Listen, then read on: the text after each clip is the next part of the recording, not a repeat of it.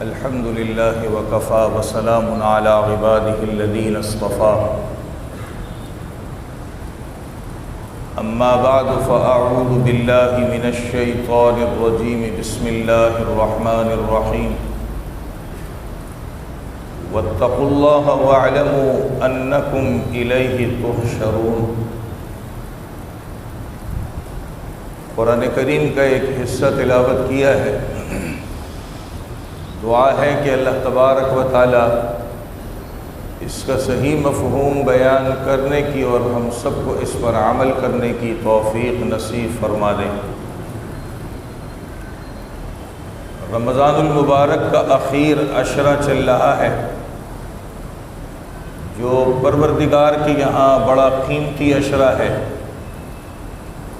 اور عام طور پر اس عشرے کے بارے میں کتابوں میں جو بات لکھی ہے کہ جہنم سے خلاصی کا عشرہ ہے۔ پروردگار عالم مجرموں کو چھوٹ اور خلاصی عطا فرماتے ہیں، اس لیے اللہ تبارک و تعالیٰ سے دعا کرتے رہنا چاہیے کہ اللہ رب العزت ہم سب کو اس سے خلاصی عطا فرما دیں۔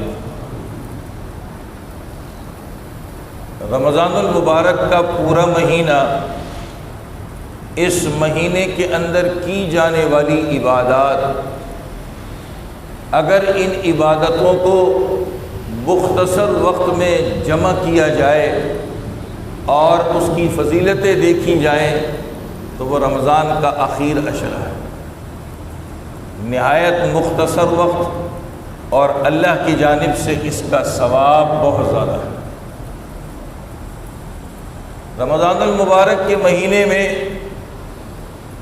جہاں انسان اور دیگر عبادات کرتا ہے، روزہ رکھنا، نمازوں کی کثرت ہو جاتی ہے، قرآن کریم کی تلاوت، ذکر و اذکار، درود شریف وغیرہ، تو اخیر عشرے کے اندر عبادات بڑھ جاتی ہیں اور کم وقت کے اندر پروردگار عالم جو ہے بہت سا اجر و ثواب عطا فرماتے ہیں۔ ان عبادات میں ایک عبادت اعتکاف کی عبادت ہے، ایک وہ مسنون اعتکاف ہے جو 20 رمضان کے اختتام اور 21 کی رات سے شروع ہو کر 10 دن کا اعتکاف ہوتا ہے۔ حضور اکرم صلی اللہ علیہ وسلم نے اس کا بڑا اہتمام فرمایا، یہاں تک کہ جب دنیا سے جانے لگے تو آپ نے 20 دن یعنی ڈبل دوہرا اعتکاف فرمایا۔ اس عبادت پر پروردگار عالم انسان کو 2 حج 2 عمرے کا ثواب عطا فرماتے ہیں۔ خوش نصیب ہیں وہ لوگ جن کو اللہ تعالیٰ نے اس عبادت کی توفیق عطا کر دی ہے۔ وہ لوگ بھی ہیں جو اپنی مصروفیات کی وجہ سے اس عبادت کو نہ کر سکے، کسی کی ملازمت ہے، کسی کی دکان ہے، کسی کا کوئی مسئلہ ہے۔ ہماری شریعت بڑی جامع ہے اور انسان کے لیے بہت سی سہولیات رکھی گئی ہیں۔ جو آدمی مصروف ہے اور اپنی مصروفیت کی بنا پر وہ اس مسنون اعتکاف کو نہ کر سکا تو وہ دوسرا کام کر لے۔ ان اخیر ایام میں اگر ہمیں کام سے چھٹی ملتی ہے، فرصت کے لمحات ملتے ہیں، جتنا وقت ملتا ہے ہم اللہ کے گھر میں آ کر اعتکاف کی نیت سے بیٹھ جائیں تو اللہ تبارک و تعالی اس پر اجر و ثواب عطا فرمائیں گے۔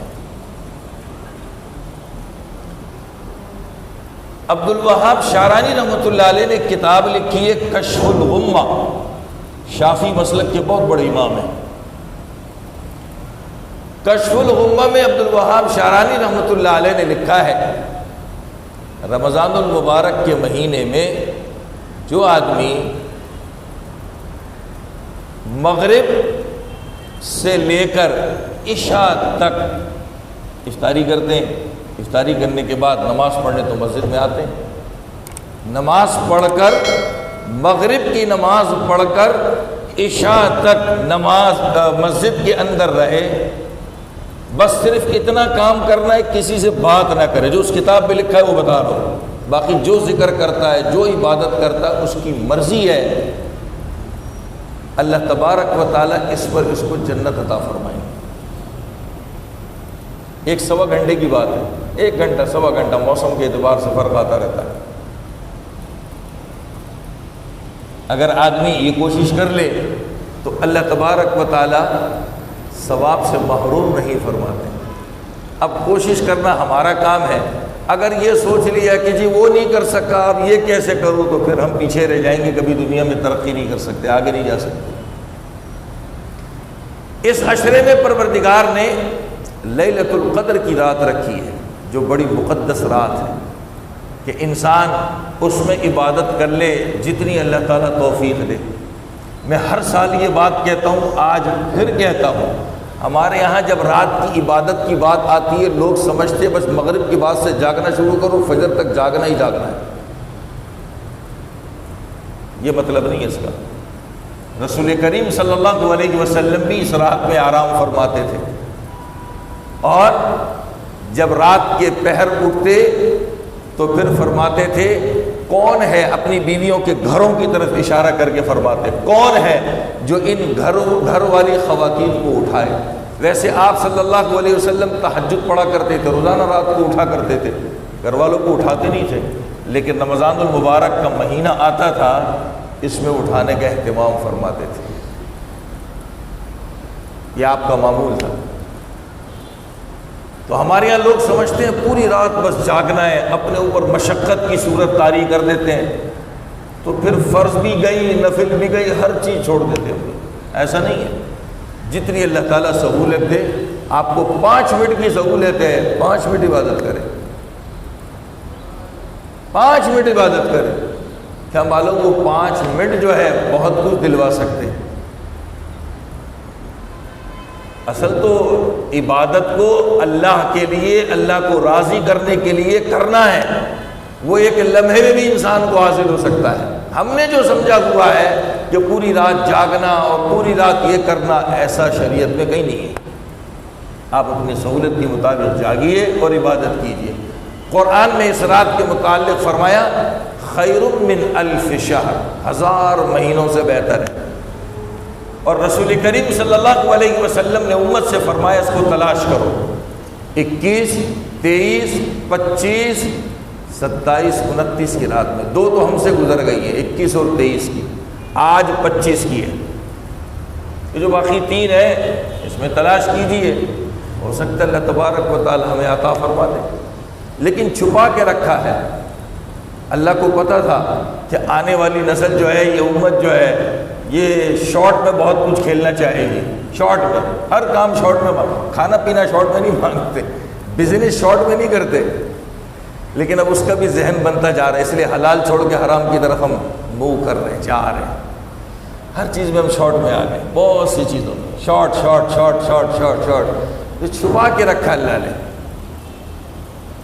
اور ایک جگہ میں نے پڑھا، میں بڑا حیران ہوا، حضور اکرم صلی اللہ علیہ وسلم کو تو یہ رات بتا دی گئی تھی، آپ امت کو بتانے کے لیے گھر سے باہر تشریف لائے، دیکھا کہ مسجد میں لوگ لڑ رہے ہیں، تو آپ ان کے صلح کرانے میں لگ گئے، وہ رات ہی اللہ نے آپ سے بھلا دی، اور اس کے بھلانے کا سبب کون بنا؟ امت، اور امت کی لڑائی۔ اگر یہ نہ لڑے ہوتے تو حضور اکرم صلی اللہ علیہ وسلم امت کو بتا دیتے، تو آج ہمیں بھی پتہ چل جاتا۔ بہرحال اس میں بھی اللہ کی طرف سے کوئی حکمت ہوگی، ہمیں تو نہیں پتہ، اس کو چھپا دیا گیا، اب اس کو ڈھونڈنا ہے اور اس میں عبادت کرنی ہے، یہ ہمارا کام ہے۔ باقی عبادت کی بات ابھی میں نے کہی، کہ عبادت بھلے آپ مختصر کریں، 5 منٹ پڑھ، میں تو ہر سال کہتا ہوں 2 رکعت پڑھیں اور 5 منٹ اللہ سے دعا کریں، اپنے لیے اور نبی کے سارے امتیوں کے لیے دعا کریں۔ یہ عشرہ، اس میں خوب دعائیں کرنی چاہیے، خود بھی دعاؤں کا اہتمام کرنا چاہیے اور دوسروں سے بھی دعائیں کروانی چاہیے۔ ایک تو ہمارے یہاں ایک رسم بن گئی ہے نا، جو ملا جی میرے لیے دعا کرنا، اوپر اوپر سے کہتے ہیں، اوپر اوپر سے، یہ ایک رسم بن چکی ہے، رسم بن چکی ہے۔ دعا لی جاتی ہے، دعا لی جاتی ہے، وہ لی کیسے جی جاتی ہے؟ ایک انسان ہے، اپنی ماں کی خدمت کر رہا ہے، اپنے باپ کی خدمت کر رہا ہے، وہ اس کی خدمت سے خوش ہو کے اس کے کہے بغیر اس کے لیے دعائیں کرتے ہیں۔ یہ ہے دعا لینا۔ ہم دعا لیتے نہیں ہیں، کہتے ضرور ہے دعا کیجئے گا، دعا کیجئے گا، تیرے باپ کا نوکر لگا ہوا دعا کیجئے گا۔ خود بھی تو کبھی ہاتھ اٹھانے کی توفیق اور ہمت کر لینی چاہیے۔ نہیں، ہمارے یہاں لوگوں کا ذہن بن چکا ہے جی مسجد کا مولوی صاحب ہو، امام صاحب دعا کے لیے، اس کو ہماری دعا تو قبول ہی نہیں ہوتی، یعنی اللہ کی رحمت سے اتنا مایوس ہے کہ اس نے دل میں بٹھا کے رکھا ہے کہ میری دعا تو قبول ہی نہیں ہوگی۔ اللہ تو گناہگار سے گناہگار کی دعا بھی سن لیتے ہیں۔ ٹھیک ہے، کوئی بڑا مل گیا، بزرگ مل گیا جس سے محبت عقیدت ہے، اس کو درخواست کرنی چاہیے۔ ہم حکم دیتے ہیں، جیسے کہ ہمارے ابا جی کا نوکر ہے، تنخواہ دار ملازم ہے،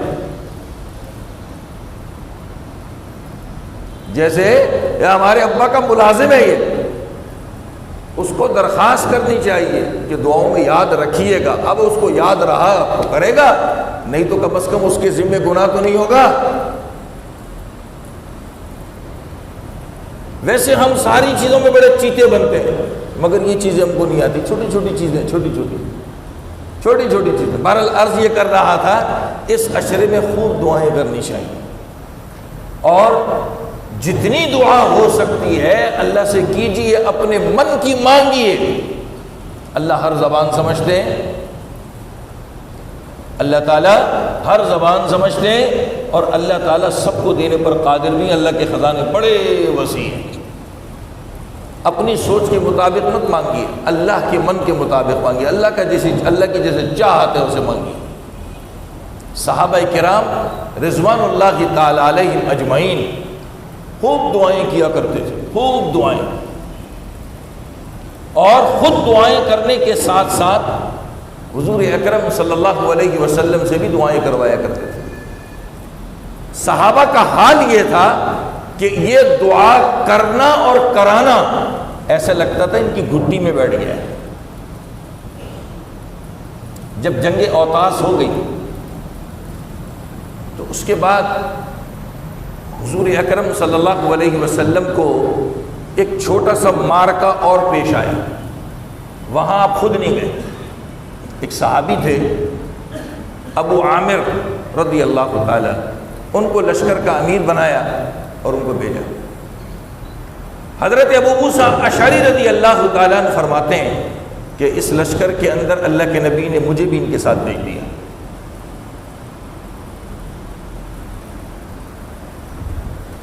یہاں اس لشکر کا مقابلہ ایک کافر جماعت کے ساتھ تھا، جس کے اندر ایک بہت بڑا بہادر بدر السم کے نام سے تھا، اس سے مقابلہ ہونا تھا۔ حضرت ابو موسیٰ اشعری رضی اللہ تعالیٰ عنہ فرماتے ہیں کہ مسلمان اور کافروں کے درمیان لڑائی ہوئی، اللہ تعالیٰ نے مسلمانوں کو فتح دے دی، مسلمان کامیاب ہو گئے۔ اس لڑائی کے دوران ابو عامر کے گردن کے اندر آ کر ایک تیر لگا، جو لشکر کے امیر تھے ان کی گردن کے اندر آ کر ایک تیر لگا، بڑی تکلیف ہو رہی تھی، بہت پریشان تھے۔ ادھر ایک طرف خوشی تھی کہ مسلمان جیت گئے۔ ابو موسیٰ اشعری رضی اللہ تعالیٰ عنہ فرماتے ہیں جب لڑائی ختم ہو گئی تو ابو عامر نے مجھ سے کہا کہ یہ میرے گردن کے اندر جو تیر پیوست ہو گیا ہے اس کو نکال دو۔ ابو موسیٰ اشعری رضی اللہ تعالیٰ عنہ فرماتے ہیں میں نے اس تیر کے اوپر زور آزمائی کی اور نکال دیا۔ جب نکالا تو وہاں سے خون کا فوارہ پھوٹ پڑا، خون بہت نکلنے کی وجہ سے کمزوری آ گئی۔ ابو عامر کو چارپائی پر لٹایا گیا، انہیں بھی یقین ہو گیا کہ اب میری موت کا وقت آ چکا ہے۔ ابو موسیٰ اشعری رضی اللہ تعالیٰ عنہ فرماتے ہیں انہوں نے مجھے بلایا اور بلا کر کے کہا کہ سنو، تمہیں تو پتہ ہے میں دنیا سے جانے والا ہوں، میرا آخری وقت آ چکا ہے، میرا ایک کام تم نے کرنا ہے۔ حضرت ابو موسیٰ اشعری رضی اللہ تعالیٰ عنہ نے فرمایا کیا کام کرنا ہے آپ کا؟ کہا حضور اکرم صلی اللہ علیہ وسلم کی خدمت میں حاضر ہونا اور حاضر ہو کر کے میرا سلام کہنا، اور سلام کہنے کے بعد میری طرف سے یہ درخواست کرنا کہ ابو عامر نے آپ سے درخواست کی ہے کہ آپ میرے لیے دعا کیجیے۔ جب حضور اکرم صلی اللہ علیہ وسلم نے یہ سنا، حضرت ابو موسیٰ اشعری رضی اللہ تعالیٰ عنہ فرماتے ہیں جب میں اللہ کے نبی کے پاس حاضر ہوا تھا، آپ چٹائی کے اوپر لیٹے ہوئے تھے،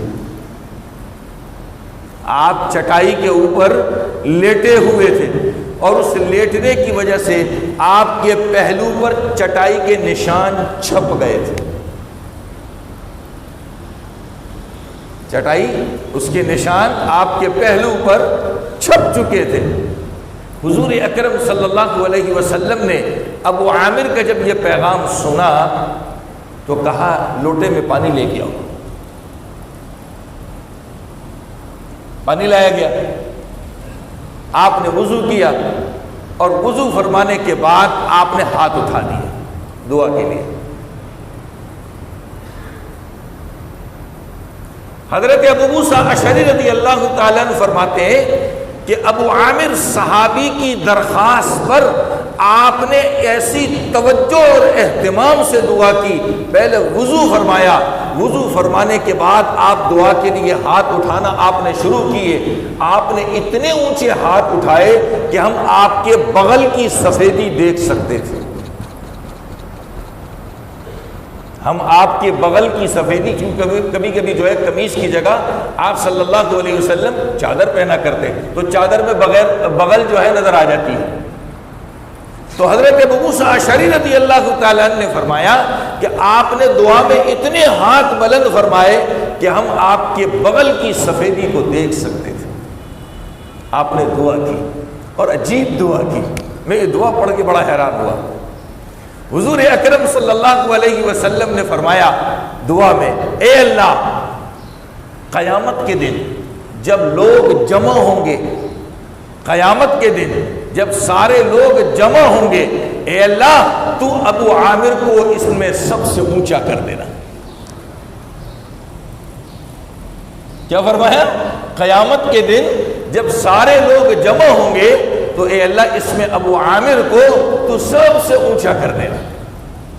صحابہ کے عمل سے معلوم ہوتا ہے کہ صحابہ کرام خود بھی دعائیں کرتے تھے اور اپنے لیے دعاؤں کا اہتمام بھی کروایا کرتے، درخواست کرتے تھے لوگوں سے۔ ہم نے ایک کام پکڑ لیا ہے اور وہ آسان، خود تو میں نے کچھ بھی نہیں کرنا، باقی دوسروں کے کندھوں پہ تھونکتے رہو۔ ہم نے ہر چیز کے لیے لوگوں کو بانٹ دیا ہے، ہر چیز کے لیے، یہ کام یہ کرے گا، یہ کام یہ کرے گا، یہ کام مولوی کے کھاتے میں یہ ہے، بس اس کے لیے دعا کرتا رہے، باقی وہ خود کچھ بھی نہ کرے۔ بٹ لوگوں نے زبان پر ایک جی ہم تو گناہ گار ہیں، ہماری اللہ تو ہر ایک کی سنتا ہے۔ وحشی ابن حرب جن کو اللہ نے صحابیت کے مرتبے پر اتار دیا، نبی علیہ السلام کے چچا حضرت حمزہ رضی اللہ تعالیٰ عنہ کے قاتل،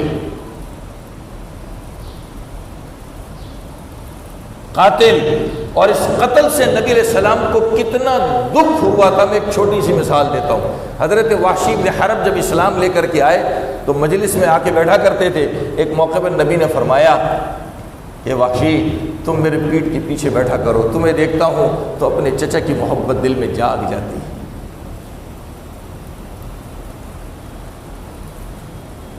اس جیسا آدمی میں جب ان کا اسلام پڑھتا ہوں بڑا حیران ہوتا ہوں۔ کہا جائے کہ آپ نے اگر اسلام قبول کیا ہے تو آپ کا اسلام ایک ناز اور نخروں والا تھا، ناز اور نخروں والا، ناز اور نخروں والا۔ میں ایک بات یہ عرض کرتا ہوں، پورا قصہ نہیں سناتا، وقت نہیں ہے اتنا۔ انہوں نے کہا پیغام بھجوایا، خود سامنے نہیں آئے، پیغام بھجوایا، پیغام بھجوایا، کہا اگر میں اسلام قبول کر لوں تو میرے جرم معاف ہو سکتے ہیں۔ تو حضور اکرم صلی اللہ علیہ وسلم نے پیغام بھجوایا، ان اللہ لا یغفر ان یشرک بہ ویغفر ما دون ذلک لمن یشاء، اللہ تعالیٰ شرک کے علاوہ جو سارے گناہ معاف کر دیتا ہے، لیکن اس کے آخر میں ہے ویغفر، معاف کر دیتا ہے، اس کے علاوہ جتنے گناہ ہیں وہ اللہ جو چاہے معاف کر دیتا ہے۔ یہ پیغام ان تک پہنچا۔ اب انہوں نے پھر نبی کو پیغام بھجوایا، اس میں کہا کہ جو اللہ چاہے معاف کر دے، ہو سکتا ہے مجھے اس میں معاف نہ کرے۔ اس لیے میں نے کہا آپ کا اسلام جو تھا ناز اور نخروں والا تھا۔ آخری بات، آخری اللہ نے پیغام کیا بھیجا؟ پارہ 24 کا، یا عبادی الذین اسرفوا علی انفسہم لا تقنطوا من رحمت اللہ۔ یہ حضرت وحشی بن حرب کے قصے میں آیت اتری تھی، کہا میرے بندوں سے کہہ دو۔ اللہ نے کیا کہا؟ میرے بندوں سے کہہ دو، یہ نہیں کہا انسانوں سے کہہ دو۔ یا عبادی، میرے بندوں سے کہہ دو۔ اور کون سے بندے؟ الذین اسرفوا علی انفسہم، جنہوں نے گناہ کر کر کے اپنے نفسوں پر ظلم کر لیا ہے، زیادتیاں کر لی، ان سے کہو۔ کسی تہجد گزار سے، نمازی سے، پرہیزگار سے، حاجی سے، نہ نہ نہ، الذین اسرفوا علی انفسہم، ان لوگوں سے کہو جنہوں نے گناہ کر کر کے اپنے نفسوں کے اوپر خوب زیادتیاں کی۔ تو شکر اللہ تعالیٰ نے ہم جیسے بدبختوں کے لیے بھی راہ کھول دی، ورنہ پتہ نہیں ہمارا کیا حال ہوتا۔ کیا کہا؟ الذین اسرفوا علی انفسہم، جنہوں نے اپنے نفسوں پر گناہ کر کر کے بڑی زیادتیاں کی ہوئی ہیں۔ اسراف کہتے ہیں حد سے تجاوز کرنے کو، حد سے بڑھ جانے کو۔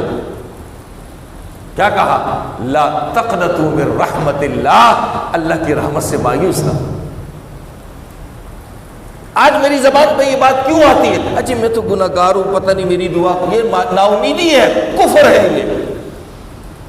آدمی خاموش ہو جائے، آدمی خاموش ہو جائے، لیکن ہمیں بھی تو کچھ بول کے بتانا ہوتا ہے نا کہ میں بڑا پڑھا لکھا ہوں سب، حالانکہ پرلے درجے کا جاہل انسان ہوتا ہے، جس کو نماز کی سورہ فاتحہ نہ آتی ہو، التحیات نہ آتی ہو، درود نہ آتا ہو، وہ بھلے وہ گائے کی طرح، جیسے گائے چارہ کھاتی ہے نا، منہ گھما گھما کے جتنی انگریزی بول لے، پڑھا لکھا نہیں بن سکتا، وہ جاہل کا جاہل ہی رہے گا۔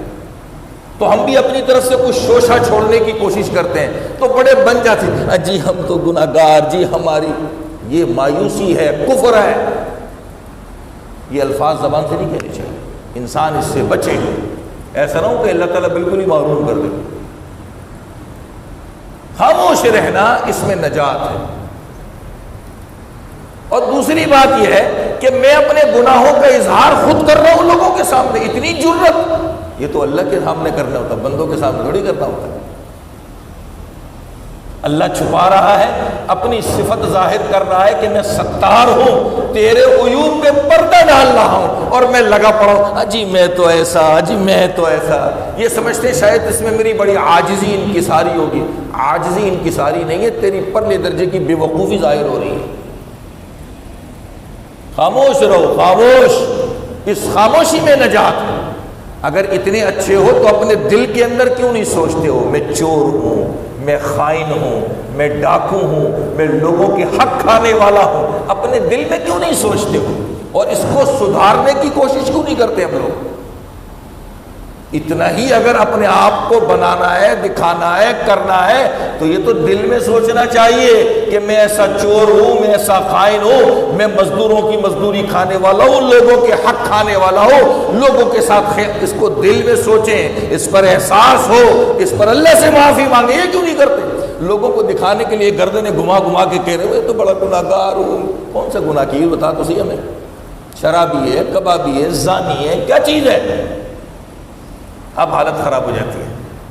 اس کا مطلب ہم دکھاوا کر رہے ہیں، حقیقت نہیں ہے دل کے اندر۔ اسی لیے ہم پستی میں جاتے ہیں، پستی میں اور پستی میں جاتے ہیں۔ عرض کرنے کی منشا یہ ہے، خدا را اپنی زبان کو لگام دیجئے، فضول قسم کی بیجا ایسی بکواسات نہ کیجئے، کہ ایسا نہ ہو کہ ہم اسلام سے محروم ہو جائیں۔ جو چیزیں اللہ کے سامنے ظاہر کرنے کی ہیں، اللہ کے سامنے بیٹھ کے ظاہر کیجئے۔ دیکھیے اللہ تعالیٰ اس کا اثر ہمارے دل پہ کیسے ڈالتا ہے۔ جو چیزیں چھپانے کی ہیں وہ اللہ ستار ہے، ہم اس کے بندے عبد الستار ہے، ہم تو اس کی صفت کے بھی لحاظ نہیں کرتے۔ وہ چھپا رہا ہے، ہم بڑے گردنیں گھما گھما کے اپنے بزرگیت ظاہر کرنے کے لیے کہتے ہیں ہم تو یہ ہم تو یہ ہم تو یہ ہم تو یہ، جیسے ہم اس سے بہت بڑے بزرگ سمجھے، بزرگ نہیں پڑھنے درجے کے جاہل سمجھے جاتے ہیں، بے وقوف سمجھے جاتے ہیں۔ یہ معاملات اللہ کے سامنے ظاہر کریں، اللہ بڑا غفور رحیم، بڑا غفور رحیم۔ تو اس میں خوب دعائیں کرنی ہیں، اپنے لیے بھی کرنی ہے اور ہمارے نبی کے ایک ایک امتی کے لیے دعائیں کرنی ہیں۔ کیا معلوم اللہ تعالیٰ کس کی دعا قبول فرما لے اور کس کی دعا سے اللہ تعالیٰ جو ہے سب کا بیڑا پار فرما دے، اس کا اہتمام کرنا ہے۔ یہ آخری عشرہ جو ہے اس میں چھوٹی چھوٹی جتنی عبادتیں ہم کر سکتے ہیں خوب کر لیں، جتنا موقع ملتا ہے آدمی عبادتیں کر کے اس کو بہترین بنا لے، اور جو وقت ملتا ہے وہ تھوڑا سا وقت اللہ کے گھر کو ہم دے دیں، اعتکاف کی نیت سے بیٹھ کر یہاں اللہ کی عبادت کریں، اپنے گھر میں عبادت کریں، اللہ تعالیٰ انشاءاللہ ہمیں بہت کچھ اس پر اجر و ثواب عطا فرمائیں گے۔ رمضان المبارک کے حوالے سے جہاں عبادتوں میں روزہ رکھنا ہے، تراویح ادا کرنا ہے، اور انسان جو عبادتیں کرتا ہے، یہ ہمارے جو روزے رمضان المبارک کے فرض کیے گئے، ظاہر بات ہے ہم کمزور لوگ ہیں اور کمزور سے غلطیاں ہوتی ہیں، ہمارے روزوں کے اندر بھی کمی بیشی رہ گئی ہوگی، تو پروردگار نے جہاں اس کے لیے ہمیں ایک طریقہ سکھایا کہ جو عبادتوں میں کمی بیشی رہ گئی اللہ سے دعا کر کے اس کو معاف کروا دو۔ اللہ سے دعائیں کرو کہ اللہ تعالیٰ ہماری عبادتیں جو ٹوٹی پھوٹی عبادتیں کی اللہ تعالیٰ اس کو قبول فرما لے۔ ایسے ہی جہاں انسان اپنی زبان سے اللہ سے مانگ کر کے ان کوتاہیوں کو معاف کرواتا ہے، وہاں اسلام نے ایک طریقہ اور رکھا ہے، وہ ہے خرچ کرنے کا، کہ آدمی راہ خدا میں خرچ کرے اور اس امید پر کہ اللہ تعالیٰ اس کے ذریعے سے میری خامیوں کو، کوتاہیوں کو، گناہوں کو معاف فرما دیں گے۔ پھر وہی بات کہوں گا، جہاں خرچ کرنے کی بات آتی ہے تو اپنے دماغ کو زکوٰۃ کی طرف لے کر نہ جائیں، خدا کے واسطے زکوٰۃ کی طرف لے کر نہ جائیں۔ یہ نہ سوچے کہ زکوٰۃ سے دیں، اپنے صاف جو خود کھاتے ہیں بچوں کو کھلاتے ہیں، 10 روپے دیں، آپ 20 روپے دیں۔ کس نے کہا کہ لاکھوں کروڑوں دیں گے تو قبول ہوگا ورنہ قبول نہیں ہوگا؟ خرچ کیجیے۔ اس خرچ کرنے میں یہ تو اختیاری ہے، اپنی مرضی پر ہے، جو انسان جتنا کرنا چاہے کرے، لیکن ایک لازمی خرچ بھی ہے جس کو ہم صدقۃ الفطر کہتے ہیں،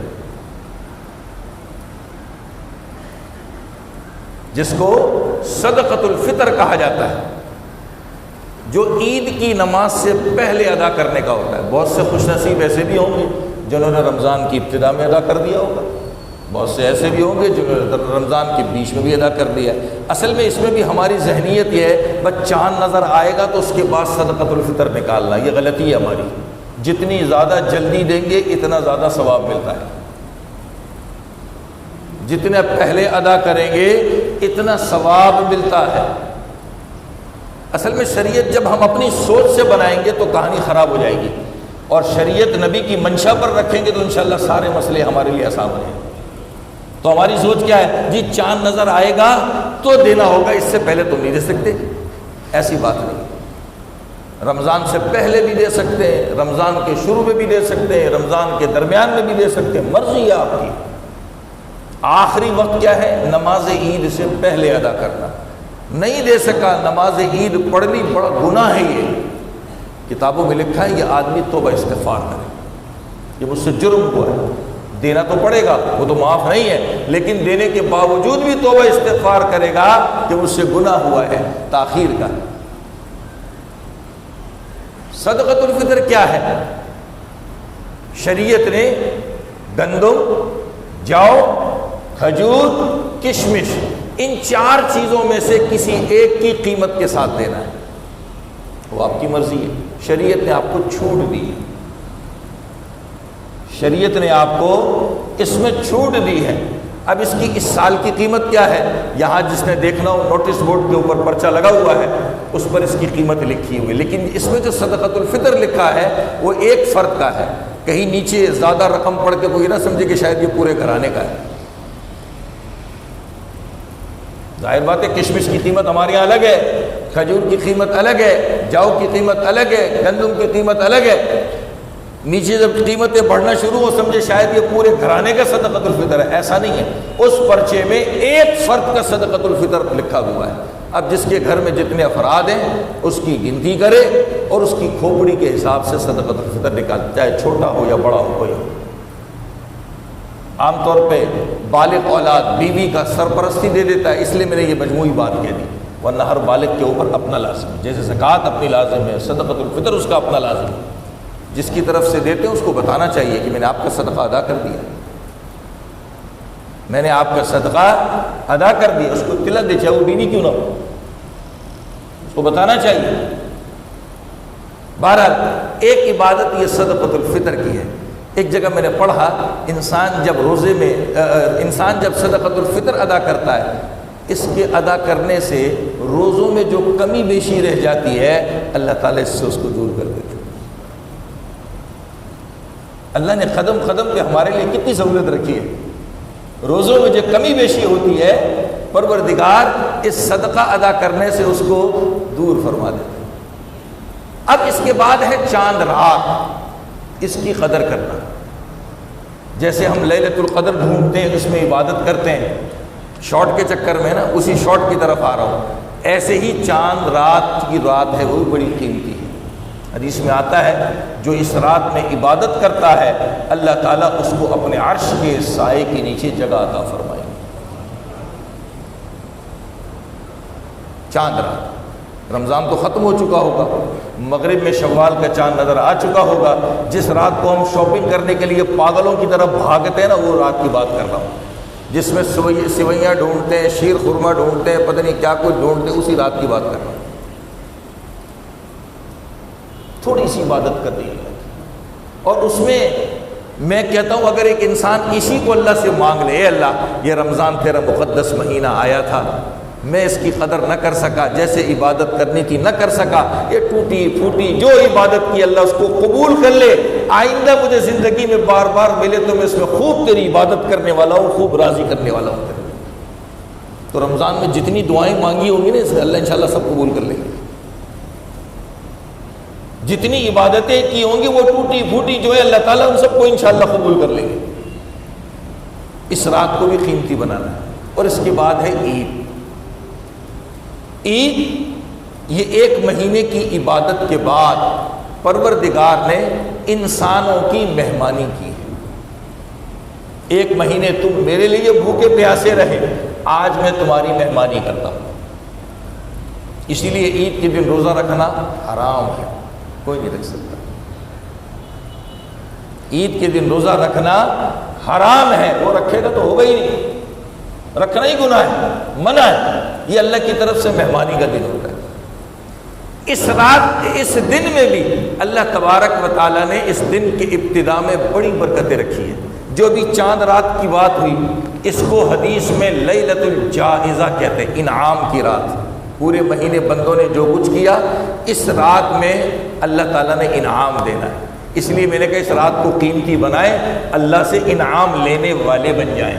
فرشتے رات کو اترتے ہیں، صبح تک نماز عید کے پڑھنے تک انہی گلی کوچوں میں گھومتے پھر رہے ہوتے ہیں جہاں ہم چلتے ہیں۔ کیا کرتے ہیں؟ جو نماز عید پڑھنے جاتے ہیں ان کو سلام کرتے ہیں۔ آگے ہمیں سلام سمجھ میں نہیں آتا، ہمیں سنائی نہیں دیتا، لیکن نبی نے فرمایا اس پر ہمارا یقین ہونا چاہیے۔ بندے دعائیں کرتے ہیں، ان کی دعاؤں پر آمین کہتے ہیں۔ لہذا عید کے دن آدمی صبح اٹھے، خوب اچھی طرح دانت صاف کرے، یہ اللہ کے نبی کا طریقہ تھا۔ وضو کرے، غسل کرے، نئے کپڑے پہنے، خوشبو بہترین قسم کی لگائے، میٹھی چیز کھائے اور تکبیر پڑھتا ہوا نکل پڑے۔ عید کے دن انسان جتنا تکبیر پڑھتا ہے اللہ تعالیٰ کو بہت پسند آتا ہے. اللہ اکبر لا الہ الا اللہ واللہ اکبر اللہ اکبر وللہ الحمد. جو بقرعید میں ہم زور سے پڑھتے ہیں اس عید میں آہستہ پڑھنی ہوتی ہے، بس اتنا سا فرق ہے. بقرعید میں بھی نماز سے پہلے پڑھتے ہوئے جانا ہوتا ہے، اس عید میں بھی نماز سے پہلے پڑھتے ہوئے جانا ہوتا ہے. اس کو پڑھتے ہوئے جائے. سنت تو یہ ہے اللہ کے نبی کا طریقہ کہ ایک راستے سے جاتے تھے دوسرے راستے سے آتے تھے. اب اگر ہمارے یہاں میسر نہیں ہے، جس راستے سے گئے اسی سے واپس آ جائے، کوئی مسئلہ نہیں. جیسے جس کو سہولت میسر ہو ایسے عمل کرے. باقی رہ گئی نماز عید تو بڑی آسان ہے، بہت ہی آسان ہے. عورتوں پر تو عید ہے نہیں، جیسے ان پر جمعہ نہیں. مردوں کے لیے ہے یہ نماز مردوں کے لیے ہے.